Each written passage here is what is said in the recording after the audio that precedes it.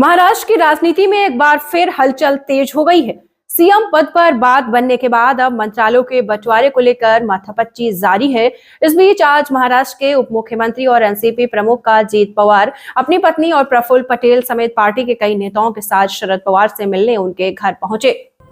अजित पवार के शरद पवार से मिलने की खबर से महाराष्ट्र की राजनीति और गर्मा गई है। दरअसल आज शरद पवार का 84वां जन्मदिन है। अजित पवार ने कहा कि उन्होंने मुलाकात अपने चाचा को जन्मदिन की शुभकामनाएं देने और उनसे आशीर्वाद लेने के लिए की थी। अजित पवार ने मुलाकात के बाद कहा है कि उनके इस मुलाकात में कोई भी राजनीतिक चर्चा नहीं हुई।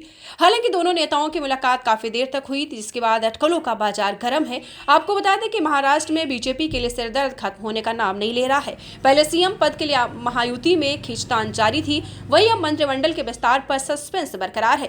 सीएम देवेंद्र फडणवीस बुधवार को दिल्ली आए। यहां उन्होंने राष्ट्रपति द्रौपदी मुर्मू, उपराष्ट्रपति जगदीप धनखड़, रक्षा मंत्री राजनाथ सिंह और सड़क परिवहन मंत्री नितिन गडकरी से मुलाकात की। उधर महाराष्ट्र में एक नाथ ने सीएम पद से समझौता तो कर लिया, लेकिन अब उनकी नजर गृह मंत्रालय पर है। गृह मंत्रालय किसी भी राज्य के लिए दूसरा सबसे बड़ा विभाग होता है।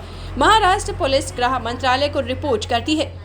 पिछली सरकार के दौरान मुख्यमंत्री थे तो गृह मंत्रालय देवेंद्र के पास था, तब डिप्टी सीएम थे। सूत्रों के मुताबिक अब ऐसा चाहते हैं। हालांकि बीजेपी गृह मंत्रालय देने के पक्ष में नहीं है। शिवसेना को शहरी विकास और लोक निर्माण विभाग ऑफर किया जा सकता है। वहीं अजित पवार की एनसीपी भी फुल डिमांड मूड में है।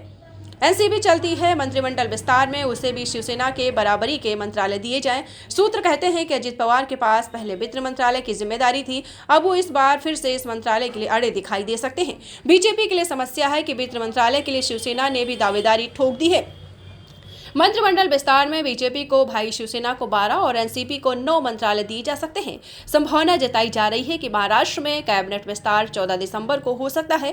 मंत्रालयों पर मंत्रण के लिए देवेंद्र फडणवीस और अजित पवार बुधवार को दिल्ली में गृह मंत्री अमित शाह से मुलाकात कर चुके हैं। हालांकि कहा जा रहा है कि इस मीटिंग में मौजूद नहीं थे।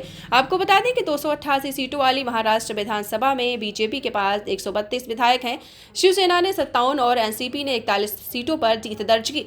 बीजेपी ने 139 पर उम्मीदवार उतारे, जबकि शिवसेना ने 81, एनसीपी ने 59 सीटों पर अपने उम्मीदवार उतारे और इन तीनों ही पार्टी को जीत मिली। और इस जीत के बाद महाराष्ट्र में महायुति की सरकार बनी और सस्पेंस अभी भी खत्म होता नजर नहीं आ रहा है। पढ़ते रहिए fight against criminal daily newspaper.